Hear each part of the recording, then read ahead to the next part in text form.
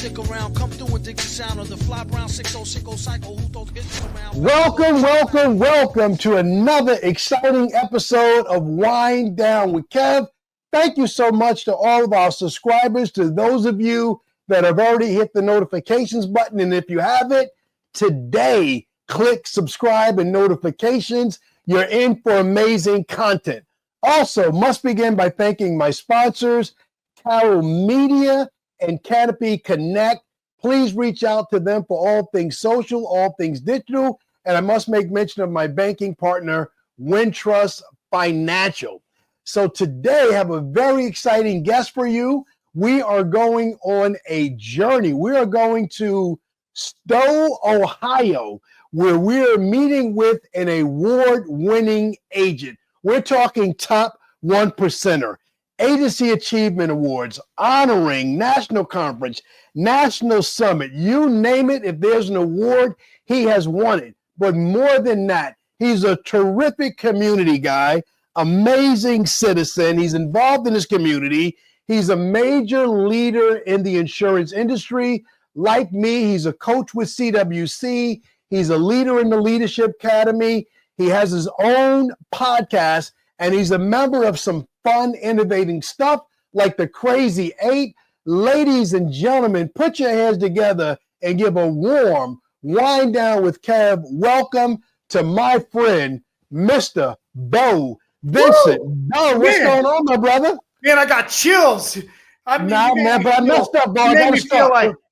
Before we start, I didn't mention your beautiful bride and your wonderful kids. So can we start it off? Can you correct me where I messed up? Can you shout out the family? Listen, my wife and I, 17 years next month. We're going to be married. 17 years, 20 years together. We have 3 amazing kids. Our youngest is 7, middle 13, and our oldest will be 16 years. And a lot of people are going to say, Kevin, that's not possible.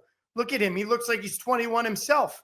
But yes. It is. It's true. No, I'm just kidding. But, yeah. Well, man, I love what you post. I love seeing you do things with your kids. So before we get into the insurance stuff, that's the easy stuff. Right. Talk to me about the kids. What sports are you coaching now? What are the kids into? And what are you doing? What are you doing with that? Dude, you're getting me excited because I love my family and I love my kids. And I love leading them first and foremost before I get to lead other people.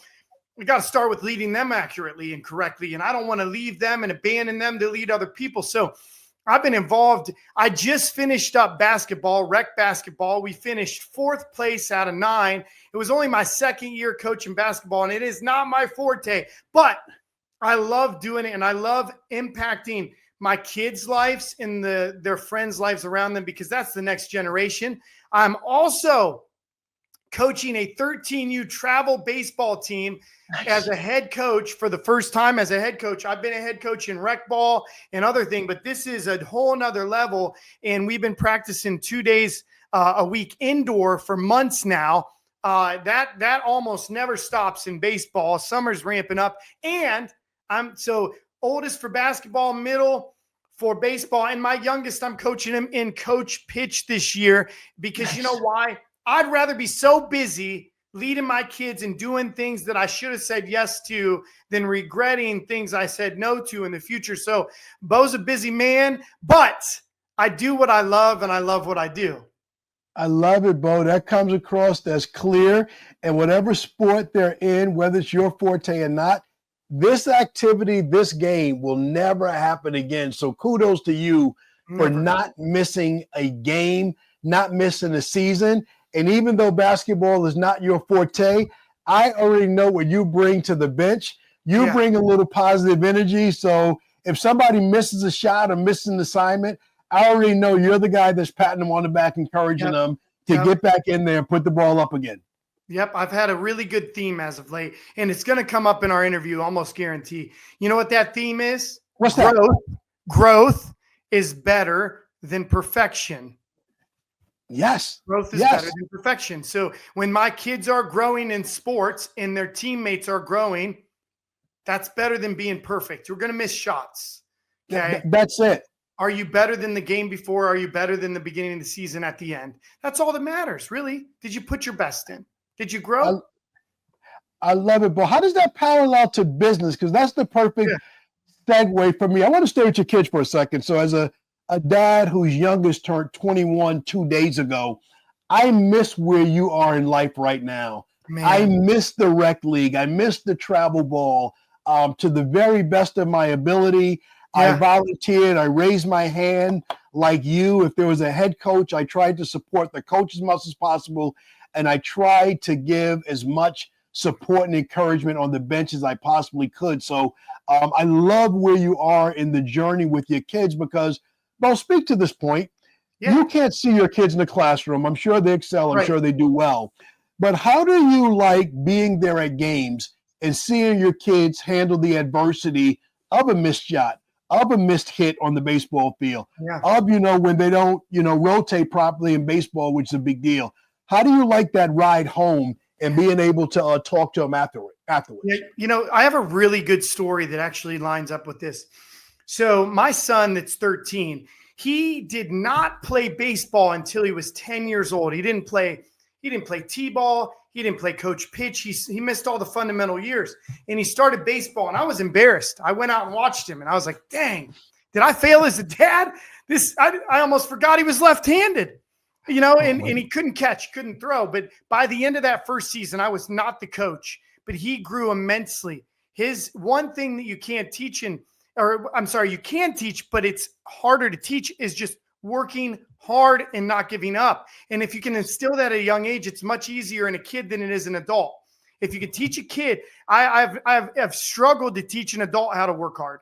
I have. Yes. But it's much easier to teach a kid. So my son wanted to try out for a travel team after 1 year. And I said, no, let's work a little longer. My son decided, and we set up in our extra garage, we set up a net, t-ball, and some baseballs. And he would hit a bucket of balls every day. And he'd pitch a bucket of balls every day for an entire year. Came back in second season of rec ball, and he was the best kid. And then I let him try out because I told him, you're not ready to try out. And I'm going to be honest. So being honest with your kids is a huge thing, but crushing their dreams, Kevin, is not okay. Too many parents crush kids' dreams, and they say, it's not like you're going to go pro. I don't know what my son's going to do, and I pray he could.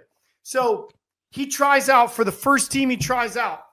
He didn't make it. We got a phone call. He called, the team calls. And by the way, I made him try out. I encouraged him to try out for a couple of teams before the team he wanted to make. Why? I wanted him to get used to a bunch of adults with clipboards staring at you, telling you what to do. That adversity, that toughness of being on a stage and performing is tough for an 11-year-old. So had him do it. First team he didn't make. They called us and said, and I got off the phone. I went to my son, and I had to tell him he didn't make it. Even though it wasn't the exact team he wanted to make, being rejected and told you're not good enough hurts. And I looked at him, and I wanted to cry with him, but I didn't. And I let him cry. I hugged him, and I said, don't worry. And guess what? Not even 5 minutes later, Kevin, he's outside hitting against that net again. And then guess what? Not even 5 minutes later, the same coach that called me to say he didn't make it called and said, we decided to put him on the B team. Let's go. He still made the travel team. And guess what?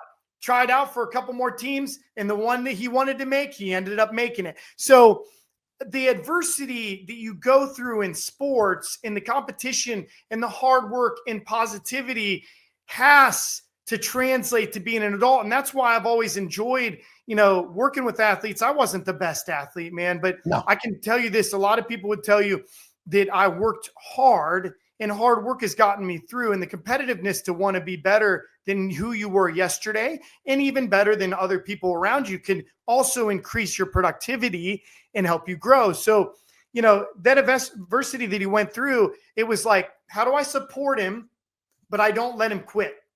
You don't let somebody give up on something they want to do. And as a father, I didn't force him to go outside because I would have thought he needs time to maybe breathe and get over this. To him, he's outside, tears in his eyes, still not dried, and he's hitting the ball. And that's a great example for us as adults. And sometimes we need to be more like the kids. I love it. And we don't want to lose that. We don't want to lose that energy. And there's so many parallels. Hey, DJ, what's up? I'm in the middle of recording the podcast. I know, man. No, yeah. So, this guy, we want to talk about something different. He's trying to get his website and his Google My Business page going. Yeah, I know. Everybody knows you helped me to get to the 2 Comma Club, and be seen by a couple of million people. But this person wants to do something different. They're trying to run ads to their book of business, their model line campaigns and stuff like that. I know, Kev. Oh, man. Well, DJ, talk to the people, man, so I can get back to the podcast. How can you help? Yeah, man. So listen, I can help you by running monoline ads to your auto, your home, as well as optimizing your website, your Google business profile, and your social media outlets. We can do the exact same thing we've done for Kevin over the years and get you in front of millions of sets of eyeballs to help you grow your business. Contact Carroll Media today. Kev, let them know. DJ, I appreciate you jumping in the podcast. Hit up Carroll Media. DJ, I got to go. I got to get back to the podcast. I know. Let's pivot a little bit to, it doesn't surprise me what your kid did in your role as the father, because one thing I like to say, the role of the father is to take the kids farther. Father. I like that. So let's pivot. Let's pivot to business a little bit. Yeah. Tell me what you love about being an insurance agent. Man. Okay. I love insurance, but I love people more. You knew I was going to work that in. When you say it twice for the people in the back.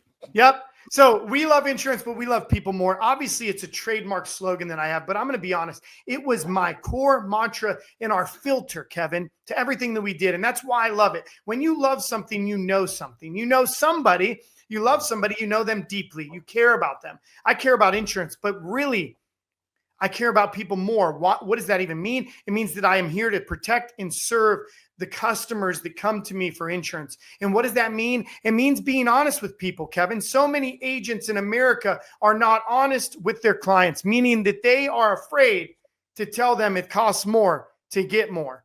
You get what you pay for in insurance.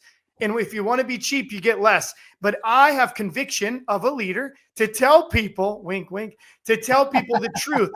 They need to hear. I think of insurance like I'm a doctor.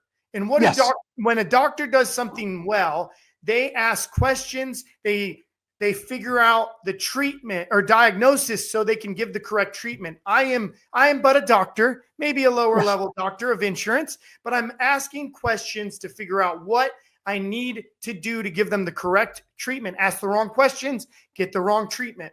And if you get the wrong treatment, they're unprotected and their assets are at risk. So when I ask the right questions, I feel like I'm doing better by people. And it makes me sad to think that we sell insurance, and I've done it in the past and people still do it, is they sell praying to God they don't need more. I pray they got enough, and it's not a worst case scenario. I pray they have a best case scenario with insurance, and I prepare for the worst case. And I always tell people, Kev, I love insurance because I get to I'm here for you on your worst day. That's the truth. And I don't want you to blame me on my worst day. I want you to thank me on your worst day. Well, I love your answer. You everything you said about the comparison to the medical practice is what I preach and what I teach. So, brother, you're preaching to the choir.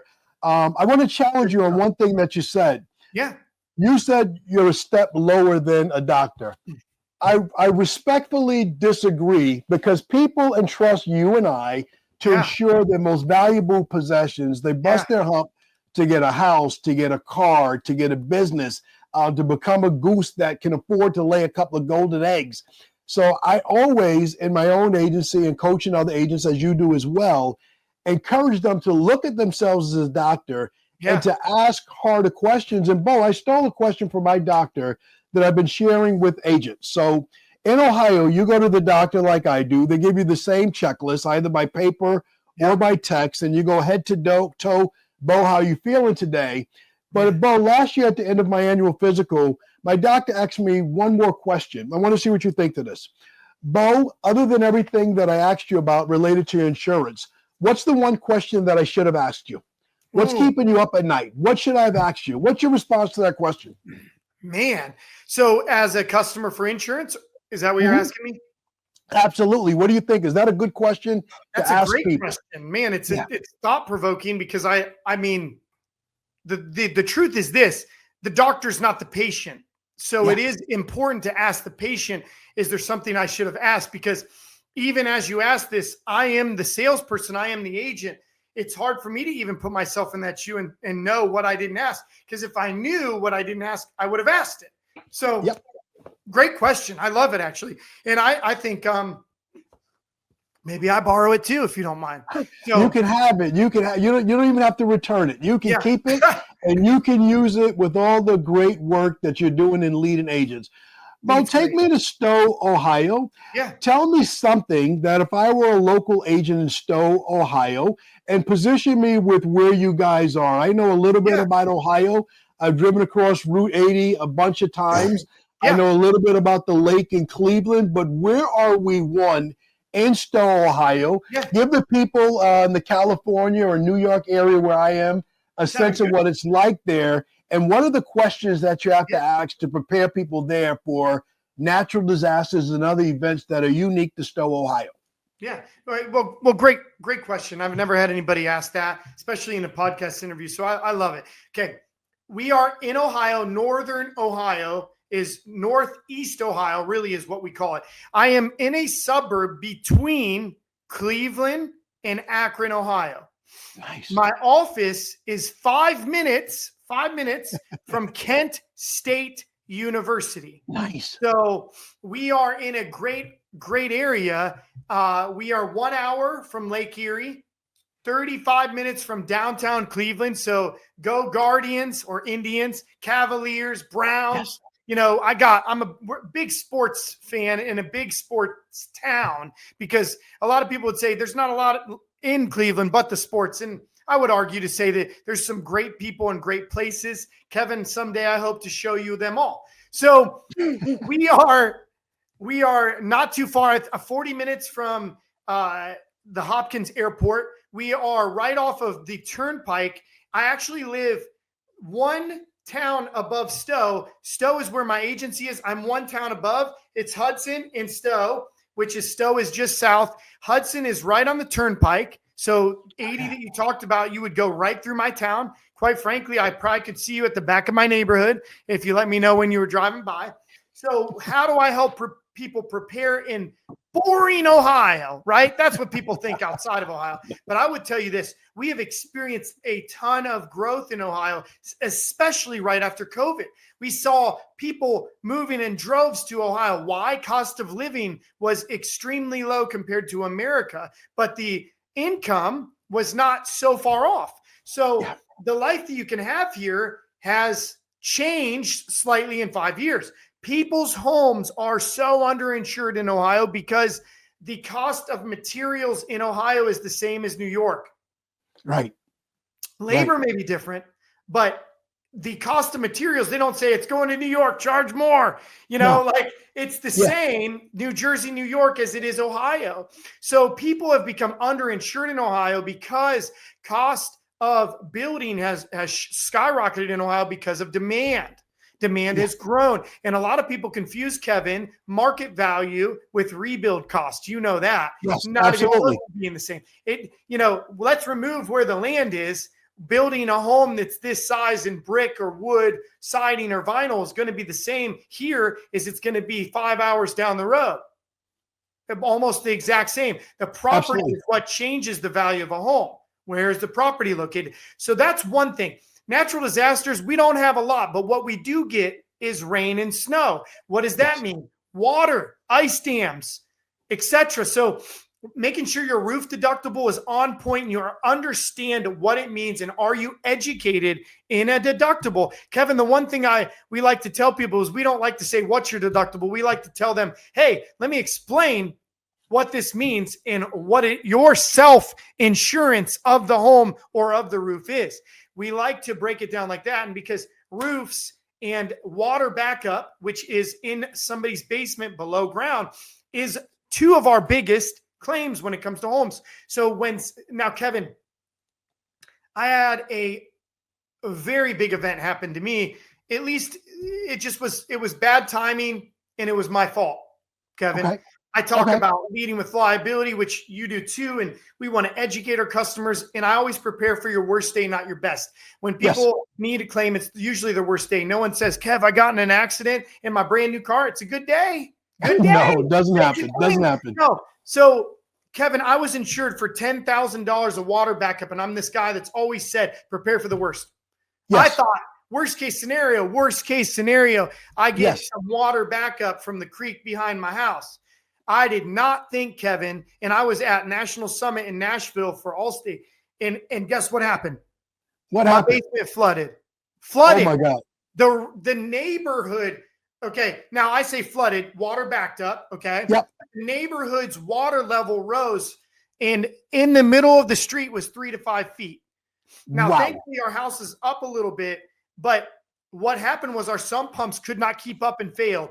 What then happens when they fail? Water comes up out of the ground and out of the sump pumps, and it filled up our house. I had 10K. We had just finished the basement 3 weeks earlier, Kevin. It hurt so bad. I did not update my insurance after finishing the basement. I had brand new drywall. I had brand new paint. I had a custom bar built so that I could wind down with Kevin when he comes to town. I had a accent wall with panels and a mantle and a TV and a fireplace. I had brand new carpet. Wow. And guess what happened? I lost it all.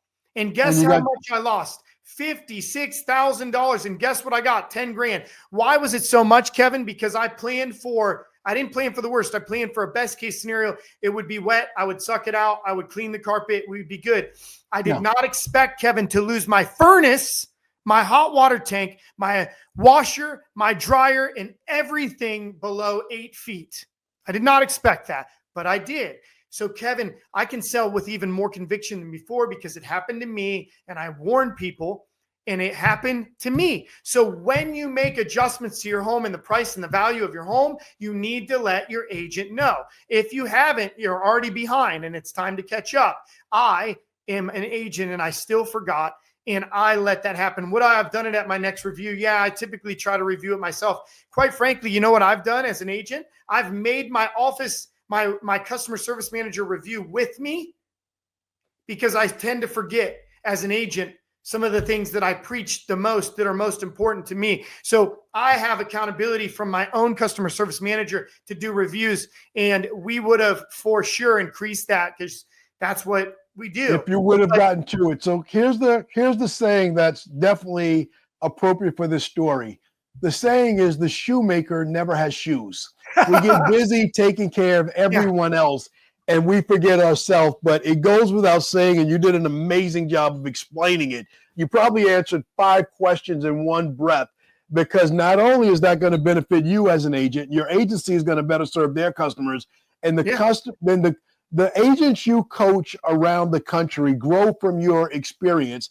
I can't think of a better immediate story about the importance of that review and updating coverages. And as someone who also updated his basement post COVID, we definitely did that because anyone listening, if you're concerned about the creek water, the sewer water, wherever it comes from, water is no respecter of people or property. It didn't look around and say, hey, that's Beau's house. He's a great guy. Let's skip his house and only go to the neighbors. It's no respecter of people and property. So, hey, Ray, it's Kevin. What's up? Hey, what's going on, man? Nothing, man. You guys have been helping me out for a while with all the digital things you can do at Use Canopy, but some of my guys, they're still having a hard time adjusting to the digital age. Talk to the people, Ray, please. Yes, sir. Well, Canopy Connect is the insurance data intake platform. Send a link out to your prospect. They, click on it, find their insurance carrier. We got like 350 insurance carriers on there. Click that, sign in, and they can be done there. You can ask them a few more questions you want, but we're going to pull all that insurance information, give it to you right in a nice dashboard. That sounds pretty quick. What are we talking? 2 or 3 minutes? Less. You can do that in 30 seconds, man. Wow. Nick, you're a big time marketing guy. What do you think? I think Canopy Connect is one of those tools that everybody should have in their back pocket. Makes it easy to use. You can send it out in emails and text messages. You can use it in social media campaigns, X date campaigns. All of those methods will work with Canopy Connect. Guys, I got to get back to the podcast, but you heard it right here. Use Canopy Connect. Go digital. Leave old school in the past. Nick and Ray, I'll catch you guys later. Easy. Let's go. See ya. Well, you have so far established yourself as the elite agent. What you do in Hudson, Ohio. When you say Hudson now, I know exactly where you're at because you're near where the old Allstate regional office used to be, which I could see from Route 80. So I know exactly where I was just are. there yesterday, Kevin, with Town Hall. And it is like 8 minutes from my home in the same town I live. So what a blessed area to be in because, you know, we still have a big corporate building, but we have about like a handful of people there. So, but like it's still there and big meetings in town always go there. So I'm glad, you know, I did a pretty good job of explaining. Even you put me right there. You put me right there, positioning yourself between Cleveland and Akron. You did it all. Hey, Beau, let's go big picture with you. So I've been doing the 50 podcasts with 50 agents in 50 states, really to tell some of those local stories. But I would do a disservice to my audience if I didn't talk about your national reach as a coach, as a leader of your own podcast, as a leader of the Leadership Academy at CWC. So let me ask a opening question, and then we'll drop down to some specifics. What do you love about coaching and helping other agents run their agency? Oh, man. Well, thank you for asking that because it is near and dear to my heart. I want to be the person that I needed. That's what I want to be first and foremost to other people. So many times in life, I've looked back and said, I wish I had somebody like that in my life. I wish I had somebody that would tell me the truth, but not just tell me the truth, but show me the way. And it's so hard in our competitive field for people to share what they do great. Would you agree? They like to hide it. Yes. We have a lot of braggers that don't want to help. Yes. And then we have people like you and I that are willing to take what we learned and potentially even train the guy down the road to be as good or better than us. And when you let down your guard, I have never lost serving and investing in other people. God has continued to bless me by putting other people first and blessing them. And when you serve other people and you help them, let me tell you something, Kevin. I feel like I've changed the world one person at a time. Yes. And when you start with, no kid says, I want to ruin the world. They say, I want to change the world. Yes. And when we get older, we get beat down and we lose and we become negative and we say the world's not what I thought it was as a kid. But even the Bible says this child is the greatest in the kingdom, Jesus says. So if I can keep the mindset of a child where I have all the world to give, here's $1, because you ever seen it? You ever give a kid $1 to grandson or kid and they just give it away? Yes, absolutely. And it's like, I want to be like that with my time, my knowledge, because it helps. And Kevin, what I've learned is this: when you change an agency for the better, you're changing the world. And I'll explain why, because I think that business owners, specifically small business owners, have the biggest impact on the community in the world. And it's underlooked sometimes. Why? Yes. Because when a business owner is great, they create a great life, a great pay, great benefits for an employee. That employee goes home and tells their family how great their job is. They feel blessed. They feel loved. They feel safe.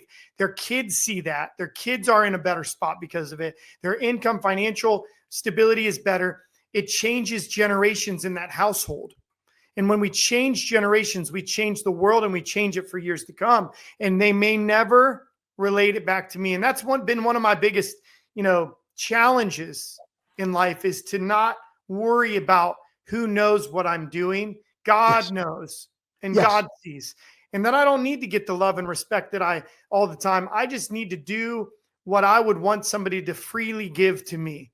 And it's not always free. And people do pay, but there are a lot of people that I go above and beyond with. And when I care about their heart, care about their life, that's not what they pay me for. They pay me to help them with the processes, the businesses, but I actually care beyond that. And that's why I love what I do, and the reach that I have had is because I truly care about them. Even if they don't turn around and give me the love maybe I deserve on the back end. It doesn't really matter. I get to see the fruit that's come from the blessings of being able to work with people who so willingly want to listen to the advice I have. I love it, Beau. I love it, Beau. Talking to you and the answers that you give allows me to smile and be quiet because you see the world so richly, so positively, as a humble servant leader as I do. So I can listen to you go for a while. So Beau, two things. Community. You mentioned it there, and you are of service. You talked about coaching already. Yeah. You're serving community organizations. You're serving in your church. Why is it important for insurance agents to give back and be involved in their local communities? Yeah. I think it's extremely important because one of the things that we lead with is caring for other people and their assets. But you know what's a lot easier to give, Kevin, is money. You know what's harder to give is time, effort, and show up. And you think about kids that are most sad. Like, we live in a pretty good community, and it's sad sometimes to me that the parents give them time or money, but no time. Right. And I would say it's much easier at times for us to just donate $1 than it is to show up for an hour. Yeah. And I think that showing up is way more important than giving. So if you can give and show up, do them both. But showing up to my church is not about me giving money. It's about me showing up and being there for people. Showing up for sports. I don't get paid to coach sports. I show up because it's about them. It's because I have something that I know I can give to somebody else. And it's not always money. It is the time. And it goes back to this heart of that everybody just wants to feel like they belong. That's it. And in life, they want to know, do I make an impact and do I belong? And if I'm there for one kid, one adult, to make them feel much better about themselves and make them feel like they matter and they belong, it'll change their life. And somebody who's been through a lot in their life, emotionally, physically, with other family members, etc., and seeing some ups and downs, I think I've been scarred just enough to not stop me, but encourage me to make sure that I'm here for people. And that's it. Because that's what we want. We want to know that we care, people care, and your life matters and you belong. And if I'm there to just give back, that's more than, and it's like, I'm not here because I own an Allstate. I'm here because I care about you. Well, I was going in another direction, but you just open your heart. And if I'm halfway decent as an interviewer, we jumped right into family, into Allstate and giving back to the community. I never asked you about your backstory. Tell your backstory of becoming Beau Vincent. Tell you what's your backstory, not only getting into it, but where does this heart, where does this conviction of a leader, where does it come from? What's the source of who you are that has this passion, this conviction to help others? Man, so it's a great question. I mean, and I don't like saying that all the time, but it's true because you're phenomenal at doing this, Kevin. And that's why, Kevin, I just want to say this to you and your audience before we move, in case I forget, is that I've always looked up to you. I respect you. The reason that you said that you could sit back and listen to me is because I can sit back and listen to you. And I love what you have to say. And I look up to you and I respect you with the utmost honor and respect that you deserve, because I see the man that you are and what you've done. And I just love spending time with you. And I was sad you weren't in Cancun. I was sad I haven't seen you in a couple months, but this is good for us, okay? Yes. It's very good. But you asked me, where does that heart come from? Well, a broken heart can help other people's heal. And I think that if you've never been there, it's hard to put yourself in somebody else's shoes. God has allowed me to have a unique path. And that unique path has showed me to be very empathetic and loving of others because I know what it feels like on the other side. And I would tell you this is that as a kid, I was told that, I was a jokester. I was meant to feel like I didn't have a lot of value. And what happens is you've heard of these things of where people, they make other people laugh, that maybe they're uncomfortable. Maybe they're uncomfortable for themselves, or maybe they feel good when they make people laugh. So I was meant to feel by teachers that I was no good. Right. And even my parents had said, you're too rebellious. You need to get your stuff together. And it took till I was 17. I had a teacher tell me that you have you're really good at leadership and business naturally. I just need you to channel that in the right way for you, and you'll change the world. And it took till 17 to have one teacher, one person make me feel like I had this ridiculous amount of natural ability that if I played into, I could become the best at instead of good. You're naturally good, but you could be the best at this. So it didn't snap out right away. I had to fail out of college, not once, but twice, Kevin, in order to understand that, wow. So failing and then seeing my father struggle with addictions and go to prison has led to me seeing the world in a different light. A lot of people think Beau must have had an easy life because he's got a great life now. And I think that we can have a great life and appreciate that great life because of the valleys we've been through when we're at the mountains. And understanding that I hope a valley doesn't come again, but I've been through it and I can get through it again. So I think that's where the heart comes from, is to see that I know, maybe that's why I want to help youth too, is that those are the years where you feel the most lost, but it's also extremely sad to see an adult that feels no value. So I think that understanding that deep down and realizing that there's been some great people in my life. My mom, my dad are not bad people. Just want you to know that. Okay. And They've done some amazing things for me, but there's been times where I've been lonely and felt unworthy and like I didn't belong. And then there's been times like these last 5 to 6 years where I feel like God has really blessed me. And it took 20 years of hard work to get to where I'm at today, 20 years of a career and leadership to get to where I'm at today. And I do not forget where it started. And a lot of times I walk into my agency and I see my name on the door and I stop and I thank God. Thank you, God, for putting my name on that door, because that name means something to you, God, and to other people. And I want to thank you for that. So it's important. And people want to know me now, which is just blows my mind.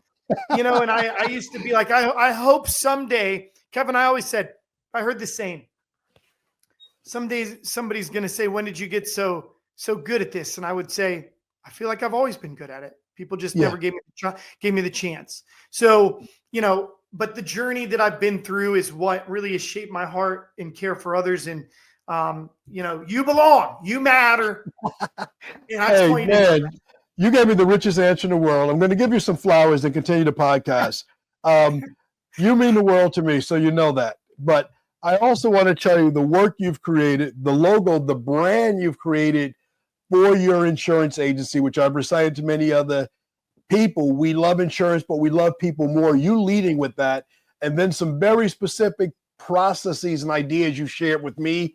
We're working on cleaning up and growing on your processes right now. All right, let's get out of the deep stuff and into the fun. Let's do it. I missed you last month in Cancun.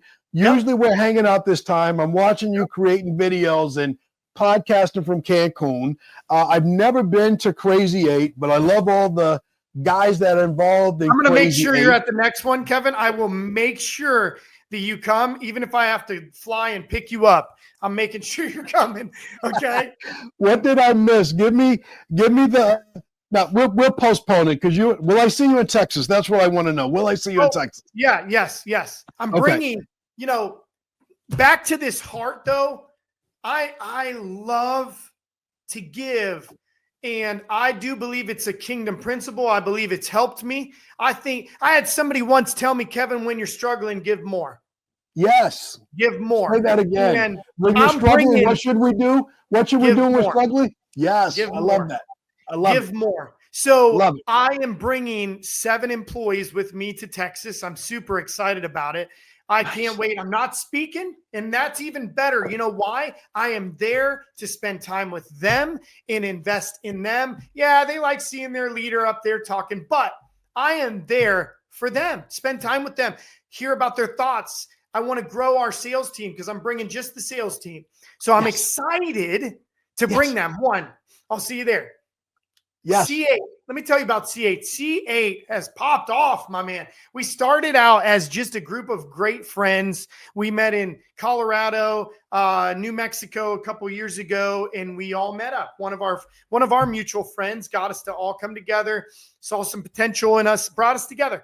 We created a text group, and we just encouraged. We freely shared what we did great, and that has taken all of us almost 2 to 4 times the size. And I'm not talking your premium premium in insurance. I'm talking the growth, the reach, the businesses, etc. As a person, we've grown. And that's been valuable. We thought, why keep it a secret? We want to help other people create their C8. So C8 is actually 8 people is what it is. So it is, we created a platform as a conference to give back. And in this conference, it's a mastermind. It is 8 presenters. And then you rotate from presenter to presenter. It is not classroom style. We have found that people like to be known, right? And how do you get known? Smaller groups. So let me tell you what people say about C8 behind your back. Oh, no. They say it's awesome. The word on the street is that it's awesome. People like the smaller settings. Yep. People like walking away with valuable tips that if they're there on a Friday, they can implement on Monday. So that's what people are saying about C8 behind their back. Is that true? Is there any truth in that, or are people dragging you through the mud? No, there is truth. And, you know, Kevin, I leave with better relationships too. And I learn, even though I present the whole time I'm there, I still leave with, you know, what's funny is that I learned a long time ago, I'd rather leave with 3 great friendships than 30 people I just met.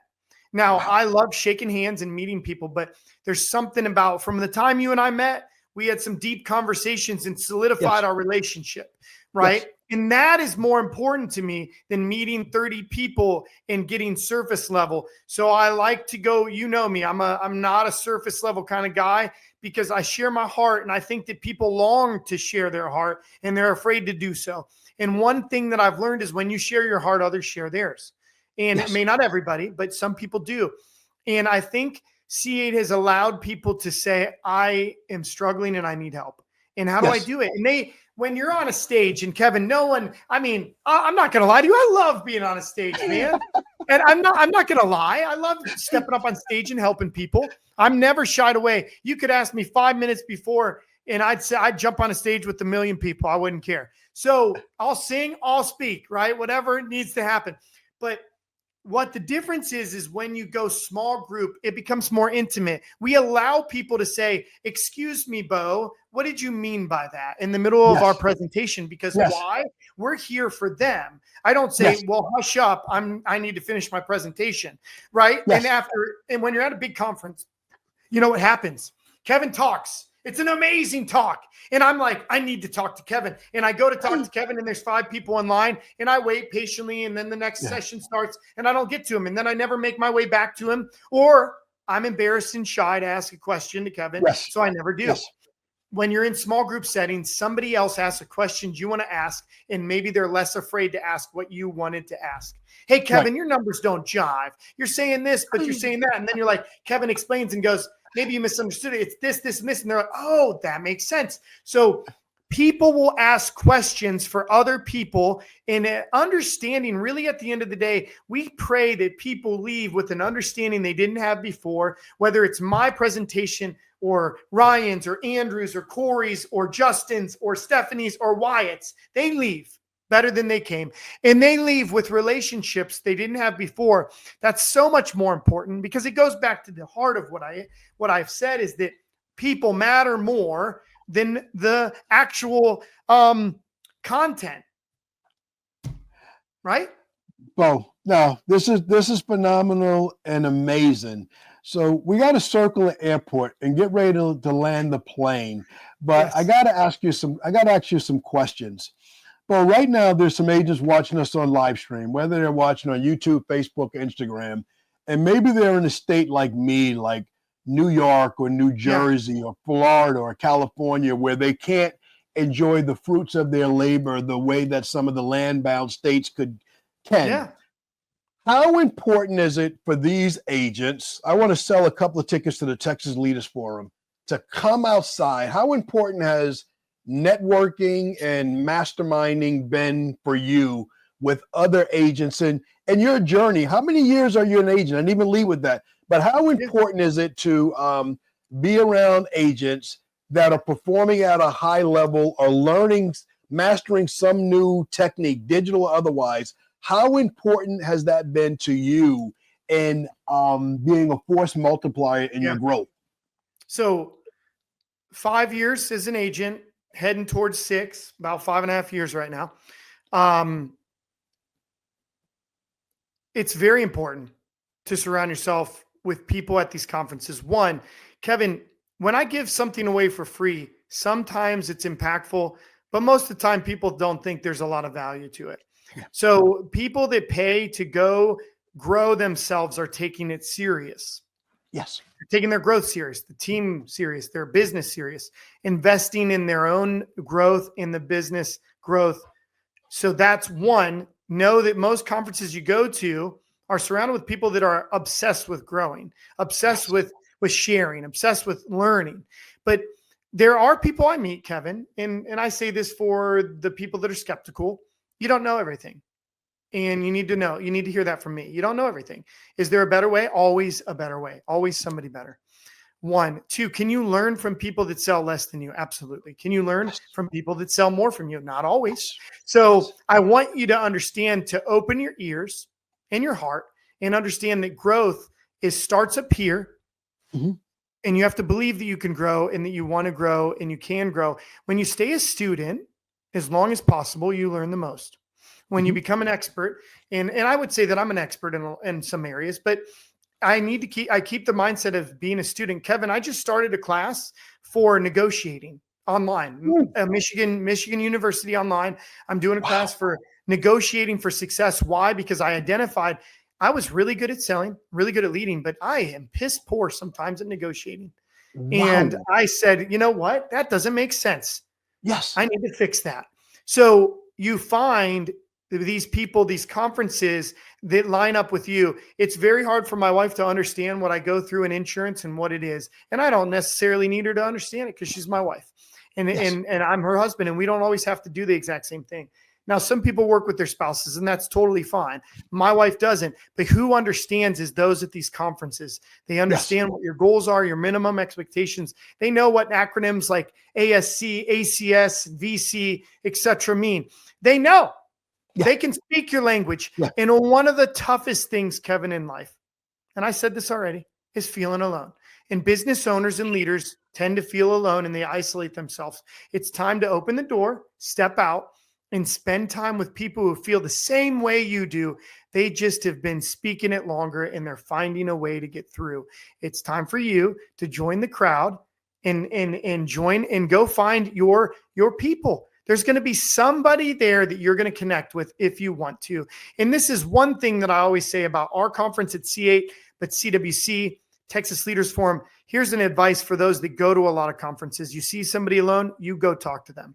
Go talk to them. They came out of their comfort zone. They paid to come. They flew alone, maybe, and they're at this conference and they're learning, but it does feel lonely to be alone. Bring them in. Put them by your team. Talk to them. Introduce them to people. Do everything you can to make people feel more comfortable, because the saddest part is some people go to conferences, they either don't learn what they wanted to or they feel lonely and they never go back again. It's a sad thing. So here's my standard of a good conference. If you make one connection and you leave with one idea, it's huge. Anything more than that, it's incredibly valuable. Beau, let me ask you next question. Question I ask everybody. You're doing it in the agency. You're coaching agents around the country. You're traveling. You're sharing. You're giving. Your community, your church. How do you wind down at the end of the day? How do you turn it off? How do you decompress? Man, I haven't talked a lot about this lately, and I'm like, I love that you're asking this because it's extremely important. A lot of people would think Beau has no time left at the end of the day. And I'll be honest with you, I do spend, you ever heard the saying, like, shoot all the arrows in your quiver? Yes. When I lay down at night, I fall asleep. Why? Because I did my best today. Yes. And I actually turn it off very easily. I've delegated to some amazing leaders in my business, and they're leading this business like it's their business, because it is. Yes. And it feels so good that I know I can coach. Kevin, I'm up to 30 some people and 60, 70 appointments a month. Because why? But I love it. But I can do that because I have some amazing people around me. I lay Yes. my head down at night and not worry about my business because I've delegated parts of my business to very, very great people like Rachel, Kathy, and a lot of our leaders on our team. And they have been the biggest blessing in my life. And one of the biggest rewards of leading them is watch their growth, personal and professional and financial. And I can lay my head down at night knowing that if I don't wake up tomorrow, I did my best today. And that's really the truth, is that, Kevin, I hope I don't die. I really do. But if I do, I want you to come to it would mean a lot to me if you came to my funeral and said, Beau was just on the podcast and he said he was living out all his dreams and doing his best. I can do that for you, brother. I'd like it more if you gave me an opportunity to sing. Offline, you were singing before the podcast. I've never been asked to sing for good reason, but well, then you can sing in my way. You gave me a great answer about other people, but how do you unplug? I'm listening for the answer. How do you unplug? I've seen your trips. Right. I've seen you get your workout on in the morning, but at the end of the day, the last appointment, you're done. The agency is good. You have your numbers. You did your checklist of your appointments. You checked in with everybody. It's whatever time of night that is. How do you get away from it all? And boy, I asked that question for a very specific reason. Being a business owner and tapping into some of the mindset challenges that you talked about, the loneliness, the stress, the weight of carrying it all. One of the most vital things that I hope people take away from this podcast is one tip from each guest of, this is how I hit the light switch to turn it off. What's that one tip for you? How do you hit the switch? How do you turn it off? Man, the second that my son says, Dad, will you play with me? There's this like and sometimes my wife needs to look at me and say, so like last night, for example, my son just said to me like, Dad, I want to play. And I work hard and I coach a lot of teams. And some nights I work all the way up until baseball and I go straight to baseball, get home from baseball at 7:38. And my 7-year-old doesn't have much time left to see his dad. And that's the truth, because I'm investing in my other son. Right. So on the nights where I don't, but it's just knowing that when I'm here for my family, I need to put the phone down, and I need the people that I work with don't call me unless it's emergency. Don't bother me. I wouldn't bother you on a weekend about me consulting you. Okay. So I don't mean don't bother me. It means respect it. And I'll respect you. You respect my time. And when my kids say, Dad, I just want to play. I want to spend time with you. I've been very intentional about that. 1, 2 is that ultimately my wife was here before them and she'll be here after them. And my wife is so important to my mental stability and my health, and really been such a driver to my success. And I'll explain why. She supported my dreams, my success, but I love to bless her. I love to bless her with time, material, etc. But ultimately time is all she really wants from me. She's such a lovely person and a beautiful person that doesn't ask for a lot. So for her, like, it's time, it's effort. And when I can disengage from work and do the dishes like a normal person, like everybody else, when I can disengage, go throw a football. It was dark last night. My son asked to play football. We have a glow in the dark football that lights up. We played for almost an hour. We let him stay up longer than normal because he needed time with his dad. And I think that those things help me unplug, is because I'm here. I heard somebody say a long time ago, Kevin, I'm here to create memories for my kids. I'm here for them. And like God gave me a dad. Now I am one. So I am here for them. And I believe that fathers should be here for their kids, and and husbands should be there for their wives. And I think that it's not about, hey, I provide an income for this family and that's enough. No, I need to be there, and they need to know that they matter to me more than my customers would, and more than the people that pay for me. My kids matter more. And there's times like last week, I had to cancel some appointments to make room for some things that were going on with my family. And I think that is the one thing, is that I am not going to be a slave to my business. I'm going to use it as an opportunity to be there for my family. And it's been such a blessing to feel success, but then understand that, hey man, I can unplug. And if I have to, Kev, I can go back to my office after everybody's asleep if I need to. But the best night and best days are I do my best. I unplug. I look at my kids and I go see it. And you want to know something cool about my two older sons? Guess what they've been making? So I work out. That's another way to unplug. My two oldest kids have been begging me to work out almost every day. So if I don't have sports, they're saying, Dad, let's work out. And I worked out this morning, but I'll go again with them. You know why? Because I care and I love them and I want to be there for them. And that to me makes me smile and unplug and feel good. I don't need to, I don't mind a bourbon here or there. I don't mind a little bit of wine. I don't mind a walk in the sun, but nobody wants to drink alone or walk alone. I like having people. You gave a phenomenal answer. That answer I can accept. What I heard loud and clear, it's the wife and kids. You understand their love language, which is time, and you give that. Yeah. Beau, the plane is landing. Final question I always like to ask, and you answered. I usually ask for encouraging words, but the whole podcast you gave a ton. So let me end with this question. What are a couple of things that you're working on right now that you'd like to talk about that I should have asked you about, but I didn't? Well, I am working on two things. I may let the cat out of the bag. Let it out. I don't really care. Yeah, and Kevin's asking. I am working to create a team of coaches that I can coach and help grow. Why? I always gravitate towards leaders.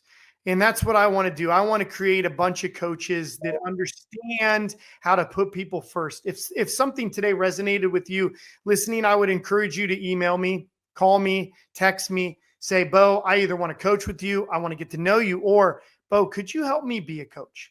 And maybe I can solve that. Or if you just say, Beau, I feel alone, I feel depressed, I feel lonely, I can help you with that too. But that's one thing I'm working on. The other thing, Kevin, is I've been working on this for 5 or 6 years in my head, and I needed to get it out. So I've been writing down things. I just want to, I'm not going to paint the whole picture, but I want you to think of a full service coach for business from top to bottom, not somebody who just life coaches you with processes, but I will share more offline because it's not there yet. But I mean, I want people to know that soon enough, it'll be a team that has been trained to do what I do and better, because I am not against people getting better than me. I actually enjoy it. And lastly, full service. What does that mean? Everything that has to do with insurance, from telephone to leads to coaching to employment to hiring to training. It's a full service is coming. When's it coming? I don't know. But it could be soon. And the conviction of a leader is really the driver of that, is because conviction is a strongly held belief. And I believe people need great leaders in this world. So the conviction of a leader is going to fuel that. And that's where it's going. It's not stopping. Ladies and gentlemen, Mr. Beau Vincent, thank you so much. Beau, you've been a phenomenal guest. Thank you to everybody that tuned in and watched this on live stream, whether you caught us on Facebook, Instagram, YouTube, or you're listening to it on your favorite podcast platform at some later date. We thank you for the time. If you enjoyed this content, and I know you did, click on that subscribe and notifications button below. And if you really liked it, you took a lot of tips from Beau, share it with a friend. Can't close out without thanking my sponsors, Carol Media and Canopy Connect, and my banking partner, Wintrust. Please reach out to them. Carol Media, all things social media. Canopy Connect, if you're looking to digitize your process to grow your agency, and definitely on the financial side of this business, Wintrust Connect. That being said, I am your host, Kevin Spann. Thank you for joining me on this episode of Wine Down with Kev and taking a trip to Stow, Ohio with my good friend, Beau Vincent.